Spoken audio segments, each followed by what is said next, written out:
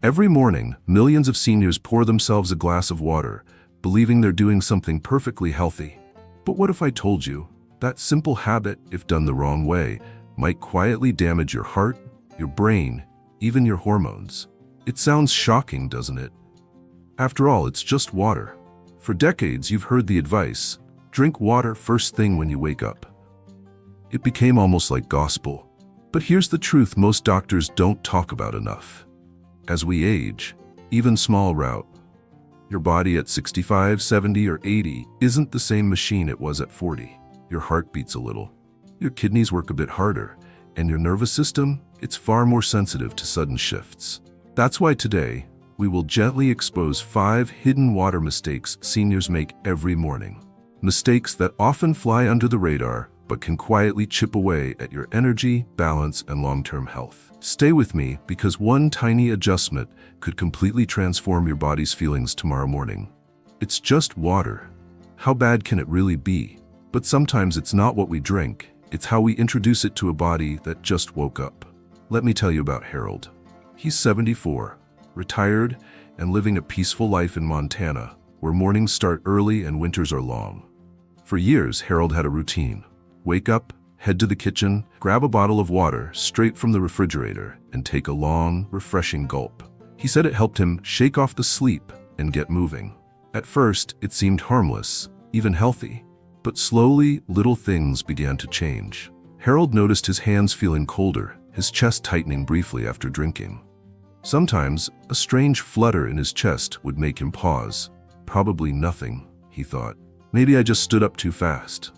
But one morning, while climbing the stairs, his heart skipped several beats, enough to scare him into seeing his doctor.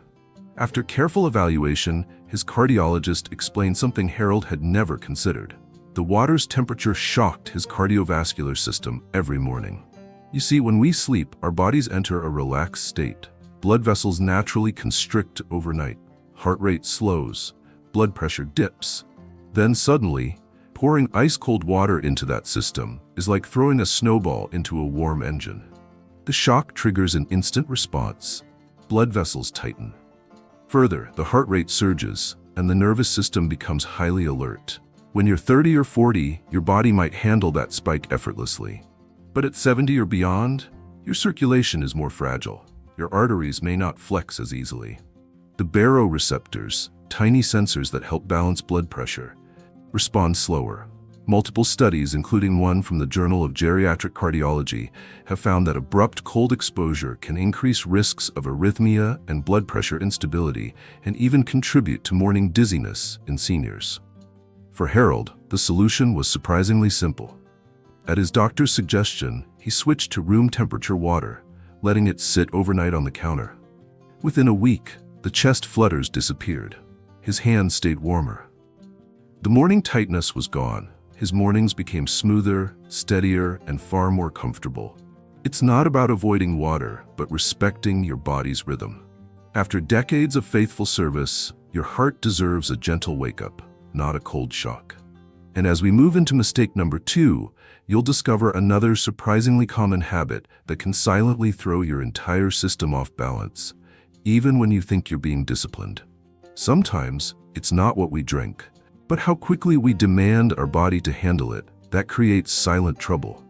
After Harold switched to room temperature water, he also encouraged his neighbor Marjorie to pay attention to her morning routine. Marjorie, 70 years old, lives just a few houses in sunny Florida. Like many people in warmer climates, she worried about staying hydrated. Every morning, as soon as she opened her eyes, she reached for her oversized water bottle sitting on the nightstand, easily 20 ounces, and gulped it down in one go before even sitting up fully. At first, it felt refreshing, but slowly, new issues crept in. She began feeling lightheaded after standing up. Some mornings, her heart fluttered oddly. There were days she felt bloated or slightly nauseous, and the frequent urge to urinate interrupted her daily walks. Her primary care doctor initially suspected age-related blood pressure fluctuations, but after discussing her exact morning habits, a simpler culprit appeared. She was overwhelming her kidneys and circulatory system with too much water too quickly, at the most delicate time of day. When we wake up, the body isn't entirely online yet. The nervous system is still shifting out of sleep mode. Heart rate and blood pressure are recalibrating. The stomach lining is tender, and hormones like antidiuretic hormone, ADH, are still adjusting fluid balance. Suddenly, pouring a large volume of water into this fragile system forces the kidneys into overdrive. They scramble to regulate electrolytes, particularly sodium, which can momentarily drop, leading to mild hyponatremia. That's why Marjorie felt dizzy, weak, and bloated. Unlike in younger years, where the body can quickly compensate, seniors often experience a slower hormonal and renal response, making these sudden shifts more noticeable and riskier. Recent studies in the American Journal of Physiology confirm that rapid water intake early in the morning can temporarily destabilize the autonomic nervous system, especially in individuals over 65. Thankfully, Marjorie didn't need medication. She simply slowed down. Instead of chugging 20 ounces, she gently sips 8 to 10 ounces over 15 to 20 minutes as she reads her morning paper. No more dizziness, no more racing heart, no more constant bathroom trips. Morning hydration isn't a race. It's a conversation between you and your body that requires patience, not speed. And as we move to mistake number 3, you'll discover how the very container you drink from might be silently introducing dangerous chemicals into your system, without you even realizing it. Sometimes, the danger doesn't come from what's inside the water, but from what's quietly leaching into it. After hearing Harold and Marjorie's stories, their old friend Samuel, 78, decided to reflect on his morning habit. Samuel lives in the dry heat of Arizona, where hydration feels like a full-time job. To simplify it, he kept things simple. Every night before bed, he filled up an old plastic water bottle from his kitchen tap and left it on his nightstand. It was waiting for him each morning, no effort, no fuss. But over time, strange symptoms crept in. He began waking up groggy, even after a whole night's rest. Mild headaches became more frequent. His digestion seemed off. Mood swings appeared, small at first but noticeable. His doctor ran blood work. Everything mainly looked normal, but Samuel still didn't feel like himself. That's when a younger nutritionist asked him, "What kind of bottle are you drinking from?" Samuel hadn't given it a second thought, but that old plastic bottle, used daily, refilled repeatedly, sitting overnight in a warm, sometimes sunlit room, had quietly become a source of invisible toxins. Many plastic bottles, especially older ones not designed for long-term reuse, contain chemicals like BPA, bisphenol A, and phthalates. Over time, and especially with repeated heating and cooling, tiny amounts of these substances leach into the water. These chemicals are endocrine disruptors, which can mimic or interfere with your natural hormones. And for seniors, whose hormonal systems are already more fragile due to aging, the effect can be even more pronounced. Studies from the National Institute of Environmental Health Sciences have linked chronic BPA exposure to fatigue, mood changes, thyroid irregularities, and metabolic disturbances. Though each sip contains only trace amounts, years of daily exposure quietly add up, like a drip filling a bucket. Once Samuel switched to a simple glass bottle, rinsed daily and filled fresh each morning, the difference surprised him. The brain fog lifted. The headaches faded. His digestion stabilized. It wasn't instant, but within a few weeks, Samuel finally felt steady again. Water may be pure, but your container matters. Especially after 60, when your body's defenses run a bit thinner, minimizing these invisible chemical burdens can give your system the space to heal and balance itself naturally. As we move into mistake number 4, you'll see how even the timing of your water, especially around your medications, can make or break your morning health. Sometimes it's not the medicine that causes the problem, but how we pair it with water that quietly upsets the balance. Dorothy, 72, from Seattle, always prided herself on being diligent with her medications. Every morning, without fail, she followed the routine her doctor once suggested. Wake up, take her thyroid pill, swallow it with a tall glass of water, at least 16 ounces, then wait before breakfast. For years, everything seemed fine, but slowly, odd discomforts crept into her mornings. She started feeling slightly queasy, with a faint, uneasy flutter in her stomach.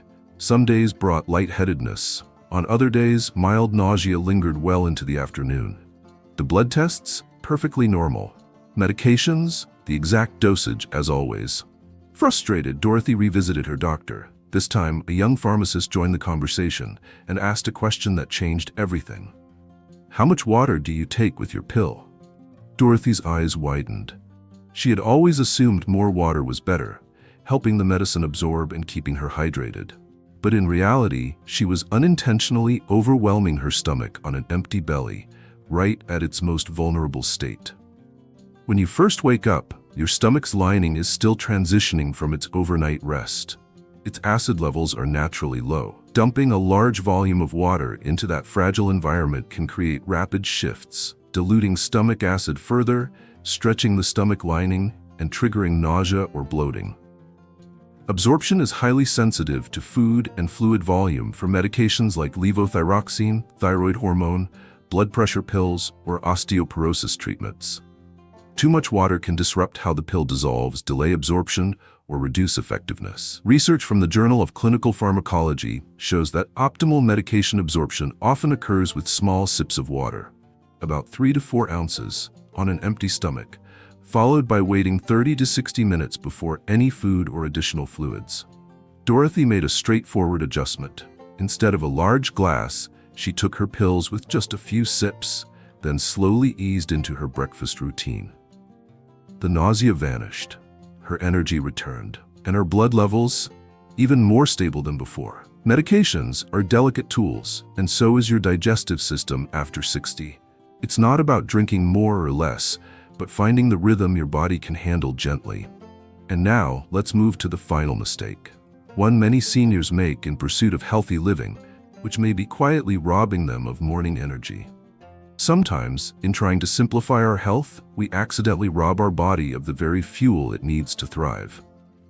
After hearing Harold, Marjorie, Samuel, and Dorothy share their stories, their longtime friend Gerald, 68, began reflecting on his recent habits. Gerald had always been curious about the latest health trends. Recently, he read an article promoting intermittent fasting. Just drink water in the morning, skip breakfast, let your body cleanse itself. It sounded logical. Simple even. So Gerald drank 2 glasses of water each morning and waited until noon before eating anything. At first, the changes felt positive. He lost a few pounds, his digestion seemed lighter, but slowly, subtle issues appeared. His energy dipped mid-morning. His hands sometimes trembled when holding his coffee cup. He forgot small things, names, appointments, where he left his keys. His daughter even noticed that some days Gerald repeated himself during conversations. Concerned, she urged him to see his doctor. After thorough tests showed no major health problems, the nutritionist asked a simple but overlooked question: "What do you eat first thing in the morning?" When Gerald explained his water-only routine, the problem became clear. You see, after a long overnight fast, often 8 to 10 hours without food, your body wakes up needing fuel. Glucose levels are naturally low. Your brain, which consumes nearly 20% of your body's energy, craves steady nourishment to function clearly. Muscles require amino acids to maintain strength and prevent age-related muscle loss, sarcopenia. Simply drinking water without providing nutrients forces your system to operate on empty. Cortisol, the hormone that helps you wake up, peaks in the morning, but without fuel, it may strain your metabolism, increasing fatigue, mood swings, and even impairing memory. Research from the Journal of Nutrition and Aging confirms that seniors who consistently skip breakfast are more prone to cognitive decline, instability in blood sugar, and reduced physical resilience. The solution for Gerald was refreshingly simple. He didn't need a large breakfast, just a small, balanced starter. 1 boiled egg, a slice of whole grain toast, and a few berries. Within weeks, his energy stabilized. The shakiness disappeared. His mind felt sharper. Conversations with his daughter were clear, steady, and again filled with laughter. Water is essential, but it can't replace real nourishment. Especially after 60, your body needs gentle support each morning. Hydration, yes, but fuel for your brain, muscles, and mood. And now, as we step into the final part, let's reflect on everything we've uncovered and why these simple morning shifts could quietly transform your entire day. It's never about perfection. It's always about learning how to better listen to the quiet whispers of your body. As we've seen today, even something as pure and familiar as water can become a hidden challenge if we don't approach it carefully. But the beauty here is simple. Minor adjustments make all the difference. Like Harold discovered with his cold water. Like Marjorie learned about drinking too fast. Like Samuel found when he changed his bottle. Like Dorothy realized with her medications. And like Gerald uncovered when he finally gave his brain the necessary breakfast fuel. None of them needed complicated treatments. They didn't have to overhaul their entire lifestyle. They paused, paid attention, and made one gentle shift at a time. And that's my invitation to you today. Look at your morning routine with fresh eyes. Perhaps it's choosing room temperature water, or slowing down your sips, or swapping that old plastic bottle for glass, or adjusting how you pair water with your medication, or simply adding a small, nourishing breakfast. Your body, after decades of faithful service, deserves that kindness. I'd love to hear from you if today's video gave you even one small insight. Comment below and let me know which habit you might adjust starting tomorrow. Just type 1 if you found this helpful. If you know someone who might benefit from this gentle reminder, please share this video with them. Take care of yourself. You matter. And your mornings deserve to feel good.